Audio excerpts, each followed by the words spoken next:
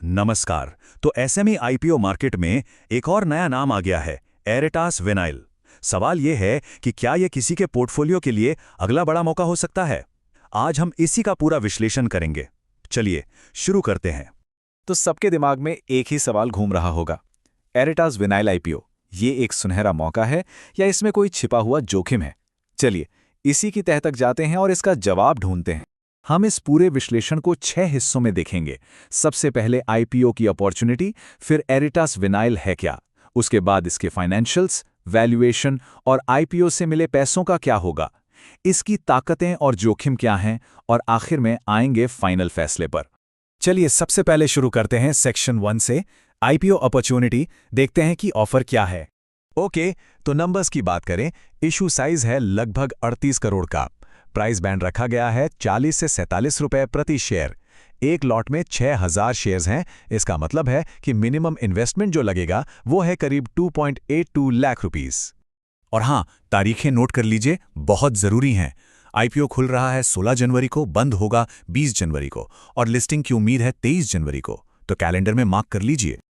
लेकिन एक बहुत ज़रूरी चीज़ याद रखनी है, ये एक एसएमई आईपीओ है। एसएमई आईपीओ में ना अक्सर लिक्विडिटी यानी खरीद फरोख्त काफ़ी कम होती है। आसान भाषा में, ज़रूरत पड़ने पर शेयर्स बेचना या खरीदना मुश्किल हो जाता है, और ये एक बड़ा जोखिम है, इसको नज़रअंदाज नहीं कर सकते। ठीक है, तो आईपीओ की डिटेल्स तो समझ आ गईं। अब चलते हैं कंपनी के अंदर। एरिटास विनाइल आखिर करती क्या है? क्या है इसका बिजनेस मॉडल? तो देखिए, एरिटास विनाइल बनाती है पीयू सिंथेटिक और पीवीसी कोटेड लेदर। ये वो मटेरियल है जो गाड़ियों के अंदर, फर्नीचर पर, बैग्स और जूतों में, इन सब चीज़ों में इस्तेमाल होता है।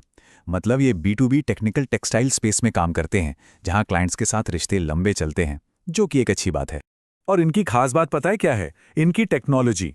ये लोग ट्रांसफर कोटिंग टेक्नोलॉजी इस्तेमाल करते हैं। इससे होता क्या है, इनके प्रोडक्ट्स की फिनिशिंग एकदम शानदार होती है, मोटाई बिल्कुल एक जैसी रहती है और डिफेक्ट्स ना के बराबर।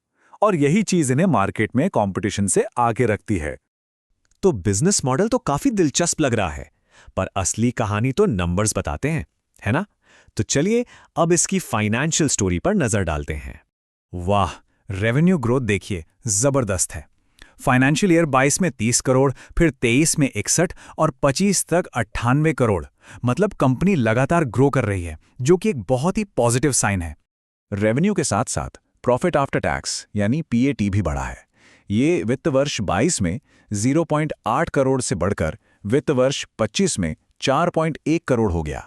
ग्रोथ अच्छी है, लेकिन हाँ, ये भी देखना होगा कि मुनाफे का बेस अभी भी छोटा है। अगर हम कुछ प्रमुख फाइनेंशियल रेशियोज पर गौर करें तो पीएटी मार्जिन 5 से 6% के आसपास है। अच्छा, अब देखिए रिटर्न ऑन इक्विटी यानी आरओई लगभग 30% है, जो सुनने में तो बहुत शानदार लगता है। पर यहाँ एक कैच है, ये इतना ज्यादा इसलिए है क्योंकि कंपनी का इक्विटी बेस छोटा है। तो इस नंबर को थोड़ा सावधानी से देखना होगा। तो आते हैं सबसे बड़े सवाल पर, इतनी ग्रोथ के लिए कंपनी मांग क्या रही है, यानी कि वैल्यूएशन क्या है, और जो पैसा आईपीओ से आएगा उसका इस्तेमाल कहाँ होगा। Okay, valuation check. इसका पीई रेशियो 11 से 13 के बीच में आ रहा है। अगर हम इसके इंडस्ट्री के दूसरे एसएमई प्लेयर से तुलना करें तो उनका औसत पीई 8 से 15 के बीच रहता है। इसका मतलब साफ है, वैल्यूएशन ठीक ठाक है, फेयरली प्राइस्ड है। ना तो कोई बड़ा डिस्काउंट मिल रहा है, ना ही ये ओवर प्राइस्ड है। अब बात करते हैं पैसों के इस्तेमाल की। जो पैसा आएगा उसका 53% जाएगा वर्किंग कैपिटल में, यानी रोजमर्रा के ऑपरेशंस के लिए। लगभग 11% एक सोलर पावर प्रोजेक्ट में लगेगा। ये स्मार्ट मूव है, इससे भविष्य में इनकी बिजली की लागत कम होगी। तो कंपनी आगे बढ़ने से ज्यादा अपनी नींव मजबूत करने और लागत बचाने पर फोकस कर रही है। तो ठीक है, हमने बिजनेस समझ लिया, फाइनेंशियल्स देख लिए, वैल्यूएशन पर भी बात कर ली।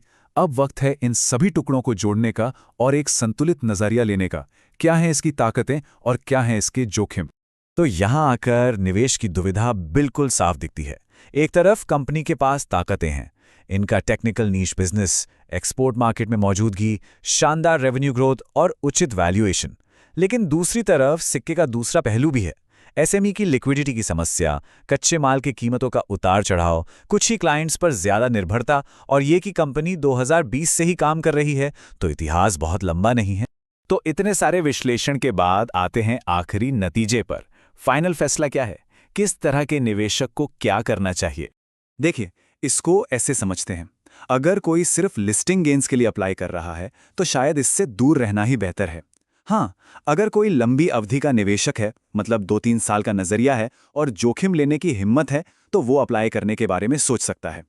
लेकिन जिनके पास कैपिटल कम है या जिन्हें लिक्विडिटी चाहिए, उनके लिए ये बिल्कुल नहीं है। उन्हें इसे टालना चाहिए।